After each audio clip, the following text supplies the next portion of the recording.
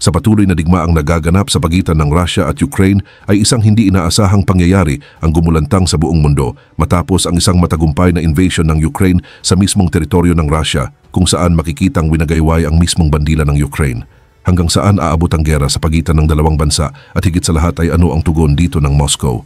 Pero bago ko simulan ay hihingi lang sana ako ng isang like at subscribe. Malaking tulong na ito sa aming mga content creator. Salamat po. Sa loob ng ilang buwan, sinabi ng Russia na bumabagsak na ang Pokrovsk. Ayon mismo sa mga general ni Putin, umatras na raw ang mga puwersa ng Ukraine at sa loob lang ng ilang araw, kanila na raw ang mahalagang lungsod na ito. Pero ang nangyari kagabi ay binago ang lahat tungkol sa laban sa silangang bahagi ng Ukraine. Kahapon, nagawa ng mga special forces ng Ukraine ang isang bagay na tinawag ng mga military analyst na imposible. Ang 425th Assault Regiment ay nakapasok sa mismong teritoryong sinasabi ng Russia na kanila na nilinis ang municipal building sa matinding laban at itinaas ang bandila ng Ukraine sa gitna ng Pokrovsk Center. Kasabay nito, humaharap ang Russia sa isang krisis na mas malalim pa kaysa sa pagkawala ng isang lungsod. Kahapon, nakaupo sa tapat ni Putin ang CEO ng pinakamalaking bangko sa Russia at nagbigay ng balitang gumulantang sa kwento ng Kremlin.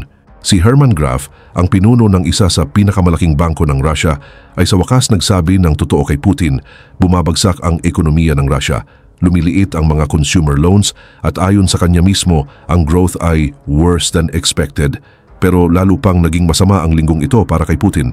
Habang inaamin ng kanyang pangunahing banker ang pagkabigo sa ekonomiya, ginagawang apoy naman ng mga drone ng Ukraine ang mga oil refinery ng Russia. 6 na refinery ang tinamaan sa loob ng 3 linggo. 20% ng kakayahan ng Russia na mag-refine ng langis ang nasira. Planado nilang pinapahina ang kakayahan ng Russia na patakbuhin ang kanilang war machine at epektibo ito. Kaya paano nga ba nangyari ito sa Russia? At mas mahalagang tanong, paano nagawa ng Ukraine ang isa sa pinakahindi kapani-paniwalang night raid para mabawi ang lungsod na ito? Bago natin ipaliwanag ang nangyari, mahalagang maintindihan kung gaano kahalaga ang pagkuha at pagpapanatili ng Pokrovsk para sa grand strategy ni Putin. Mula pa noong February 2022, ibinuhos na ng Russia ang lahat para makuha ang Donetsk region. Hindi lang mga sundalo at tangke, kundi pati ang buong kwento nila ng inevitable victory. Ang Pokrovsk ay hindi lang basta isang lungsod ng Ukraine. Ito ang logistics hub na nag-uugnay sa buong silangang front. Ang mga ng tren na dumadaan dito ay nagdadala ng supply sa mga posisyon ng Ukraine sa daan-daang milya. At ang mga kalsadang nagtatagpo rito ang nagtatakda kung kaya bang masuplayan ng Ukraine ang mga depensa nila o kung mapuputol sila at mapapalibutan. Alam ito ni Putin. Kaya nga nag-ipon siya ng 150,000 sundalo sa lugar na ito, 8 sundalo ng Russia para sa bawat isang tagapagtanggol ng Ukraine. Ayon mismo kay Zelensky, ito na ang pinakamalaking konsentrasyon ng mga puwersa ng Russia saan mang bahagi ng digmaan. Pero may natuklasan ng Ukraine tungkol sa labanan sa loob ng lungsod na hindi inasahan ng Russia. Sa isang sirang lungsod, hindi garantiya ang dami ng sundalo para manalo. Ang linya ng tren na dumadaan sa Pokrovsk ang naging tunay na larangan ng digmaan. Umiikot ang buong estratehiya ng Ukraine sa pagpigil sa mga puwersa ng Russia na makarating sa timog ng bahagi iyon. Dahil sa hilaga ng linya na iyon ay naroon ang daanan papunta sa Mnorat. At kapag bumagsak iyon, tuluyang guguho ang buong depensa ng Ukraine sa silangan. Sa loob ng mahigit 1 taon, paulit-ulit na sinubukan ng Russia na tawirin ang rails na iyon. Libo-libo na ang nawala sa kanila sa pagtatangkang iyon. Dinala nila ang pinakamahuhusay nilang unit, ang pinakabagong kagamitan at ang mga pinakabeteranong commander. Pero kagabi, pinatunayan ng mga special forces ng Ukraine na kahit sa dami ng sundalo at lakas ng armas ng Russia, hindi pa rin nila makontrol ang sentro ng lungsod na sinasabi nilang kanila na. At yan ang dahilan kung bakit ang nangyari sa Pokrovsk kagabi ay hindi lang tungkol sa isang bandila sa ibabaw ng isang gusali. Ito ay tungkol sa pagpapatunay na ang estratehiya ng Russia na overwhelming force ay umabot na sa pader na hindi nila kayang basagin. Nagsimula ang operasyon ganap na 2:00 ng madaling araw, local time, noong 11 ng Nobyembre. Ang mga special forces ng Ukraine mula sa 425th Assault Regiment ay gumalaw sa mga sirang kalsada ng Pokrovsk gamit ang mabilis na buggy na may tahimik na makina. May mga thermal drone na lumipad sa unahan, pinapatakbo ng mga team na milya-milya ang layo para markahan sa real time ang mga posisyon ng mga sundalo ng Russia. Dumaan ang mga assault team sa mga guho at butas-butas na daan papalapit sa sentro ng lungsod sa mga direksyong akala ng mga Ruso ay ligtas. Ilang araw nang sinasabi ng mga Ruso na kontrolado nila ng buo ang Pokrovsk. Hindi nila inasahan na magkakaroon ng pag-atake mula mismo sa loob ng teritoryo na akala nila ay kanila na. Pagsapit ng alas 3:15 ng madaling araw, nakarating na ang mga team ng Ukraine sa municipal building. Pumasok ang mga sundalong Ukrainian sa maraming pasukan. Umakyat sila palapag-papalapag gamit ang mga granada at automatic weapons para linisin ang mga posisyon ng mga Ruso. Tumagal ng 45 minuto ang laban. Pagsapit ng alas 4 ng madaling araw, kontrolado na ng mga puwersa ng Ukraine ang gusali at itinaas nila ang bandila ng Ukraine sa gitna ng Pokrovsk City Center. Kinumpirma ni Major Andrei Kovalev mula sa General Staff ng Ukraine ang operasyon kinabukasan. Ayon sa kanya, patuloy pa rin ang supply line papunta sa Pokrovsk at naipapalit pa rin ang mga tropa, kabilang na ang mga sugatan. Direktang sinasalungat ito ang pahayag ng Russia na sila ang may kontrol sa lungsod. Katatapos lang itaboy ng Ukraine ang mga puwersa ng Russia palabas ng city center, isang bagay na halos walang naniwala na posible. Parehong umaasa ang dalawang hukbo sa mga heavy bomber drone para ihulog ang mga supply sa mga unit nilang nakahiwalay. Ang parehong mga drone ding yon ang ginagamit para maghatid ng mga pampasabog sa posisyon ng kalaban. Ikinuwento ni Artum, isang Ukrainian drone operator malapit sa Pokrovsk, ang sitwasyon. Punong-puno ng mga drone ng Russia ang mga kalsada, walang sasakyang makakapasok o makakalabas ng lungsod nang hindi agad natutukoy. Pero kahit ganon, matagumpay pa ring nakapasok at naisagawa ng mga puwersa ng Ukraine ang kanilang misyon. Paano naging posible kung ganon kalaki ang kalamangan ng Russia? Makikita ang sagot sa mga numero.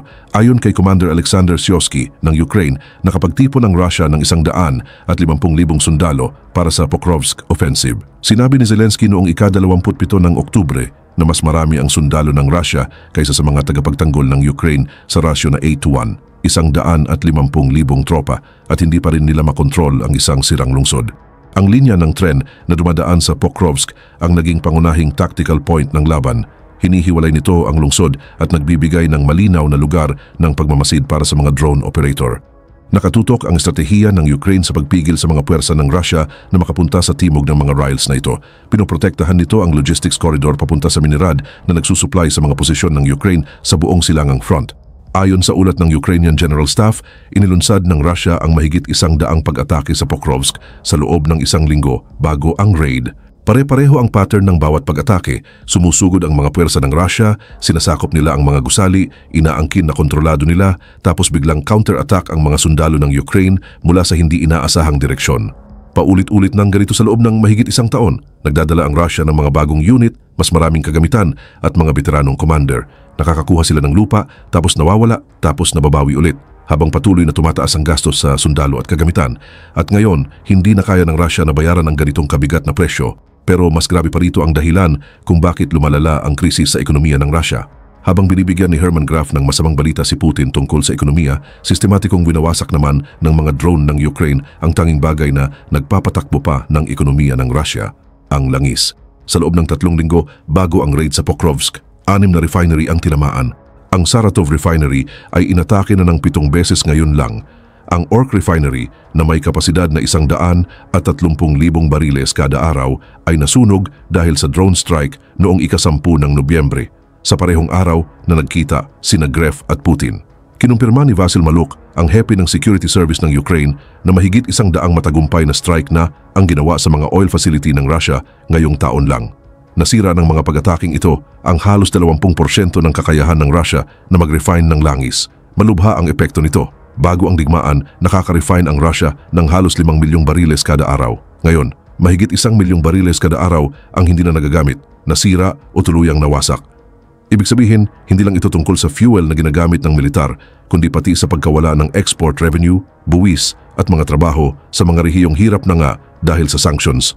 Aminado si Saratov Governor Roman Bususagin sa pinsala. Ayon sa kanya, tinamaan ng mga drone ng Ukraine ang mga pasilidad ng sibilyan, nabasag ang mga bintana at may isang nasugatan habang inaasikaso na ng mga emergency services ang pinsala.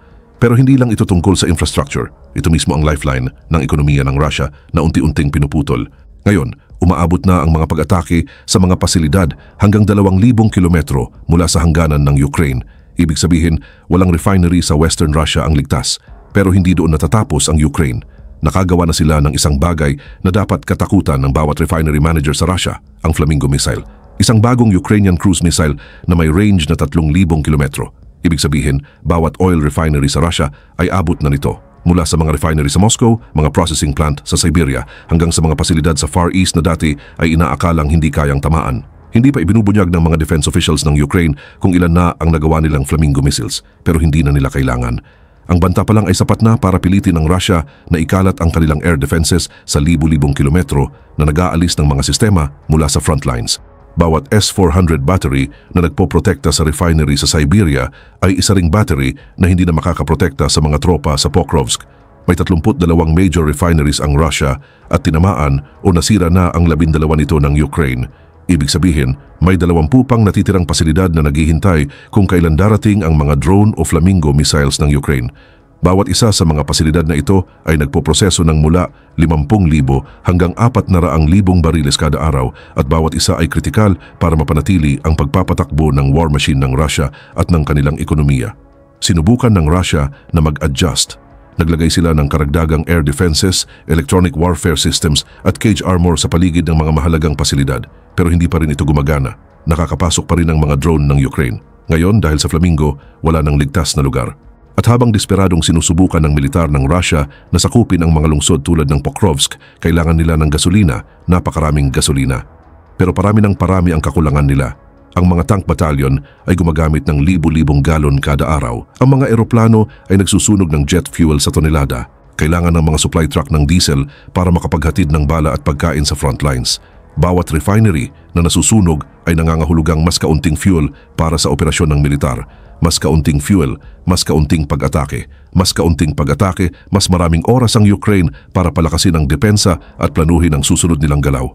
Umiikot lang ang masamang cycle na ito. Kailangan ng Russia ng tagumpay sa digmaan para mailigtas ang ekonomiya pero hindi na kayang suportahan ng bumabagsak nilang ekonomiya ang kanilang digmaan. At bawat drone ng Ukraine na tumatama sa target nito ay lalo lang nagpapalala sa parehong problema. Kaya ano ang mangyayari kapag ang isang hukbong may 150,000 sundalo ay hindi kayang sakupin ang isang lungsod habang gumuho naman ang ekonomiyang sumusuporta sa kanila? Naharap ngayon ang Russia sa isang krisis na wala ng magandang solusyon. Araw-araw na nagpapatuloy ang labanan sa Pokrovsk ay araw-araw ding nauubusan ng mga rekurso ang Russia, mga rekurso na hindi na nila kayang palitan.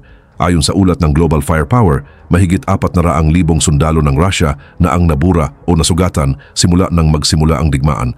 Kinuha na nila mula sa storage ang mga lumang T-62 tanks mula pa noong 1960s. Bumibili sila ng artillery shells mula sa North Korea at drones mula sa Iran dahil hindi na nila kayang gumawa ng sapat para sa sarili nilang hukbo. Pinatunayan ng raid sa Pokrovsk ang isang napakahalagang bagay. Sa laban sa loob ng lungsod, nawawala ang kalamangan ng Russia sa dami ng sundalo. Sa mga sirang syudad, ang rasyo na 8-1 ay walang saysay kapag ang laban ay silid kontra silid. Kapag pabago-bago ang posisyon bawat oras at wala talagang ganap na kontrol ang alinmang panig, napipilitan ngayon ang mga sundalo ng Russia na magbantay sa halip na sumugod. Bawat sundalong nagbabantay ay isa ring sundalong hindi sumusulong.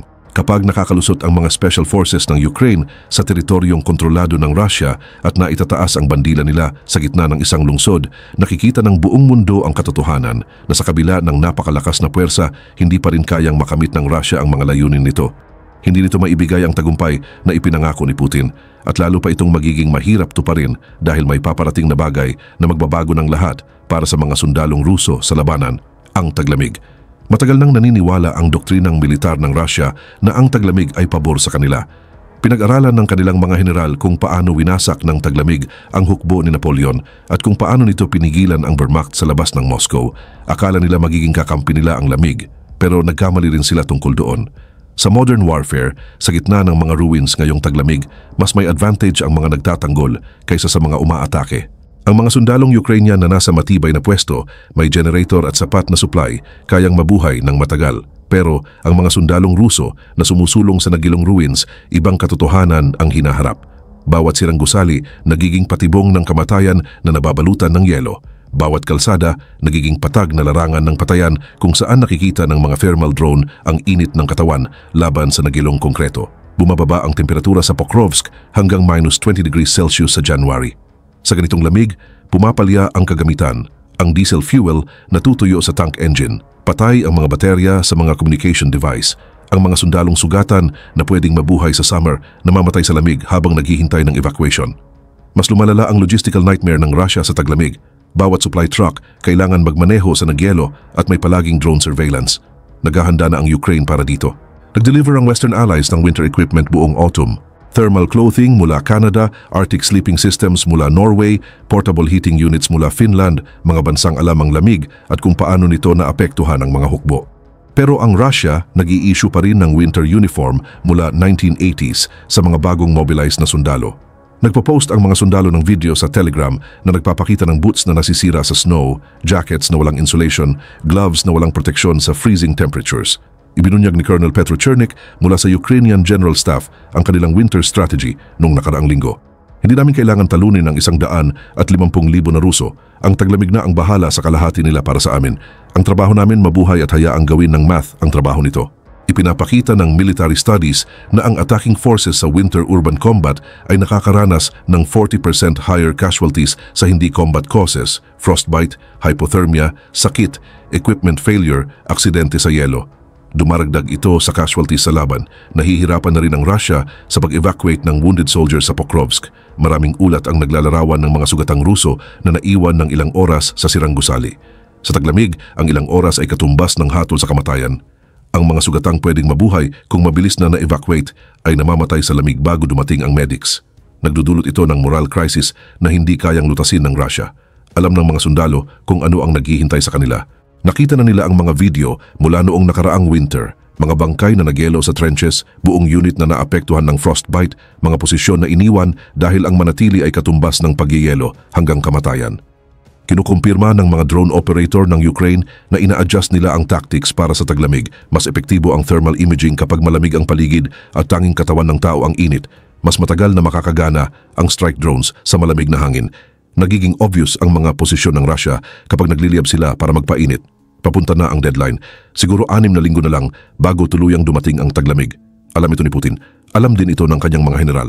Kaya ngayon, puro puwersa ang ipinapakita nila, tinatanggap ang casualties na dati ay hindi maisip ng 1 taon lang ang nakalipas. Itaas ang bandila ng Ukraine sa Pokrovsk Municipal Building ng ilang oras bago pa man tumugon ang Russian forces. Kumalat ang footage sa social media na broadcast sa international news at sinuri ng military experts sa buong mundo. Pero ang tunay na mensahe ay hindi sa simbolismo, nasa kung ano ang ipinapakita nito para sa digmaan ng Russia. Pag-amin ni Herman Greff tungkol sa economic failure, 20% ng oil refining capacity ang nasunog, 400,000 casualties, 150,000 sundalo na hindi kayang sakupin ang isang lungsod. Hindi ito magkakahiwalay na problema, lahat ito sintomas ng parehong sakit. Hindi kayang makamit ng Russia ang mabilis na tagumpay na kailangan nila bago bumagsak ang ekonomiya. Hindi matatalo ang Ukraine hanggat patuloy itong lumalaban. At araw-araw na nagpapatuloy ito, lalo lang humihina ang Russia habang dumarami ang problema nila. Nagpapatuloy ang labanan para sa Kursk, pero lalo nang mukhang nakikipaglaban ang Russia sa isang digmaan na hindi na nila kayang manalo.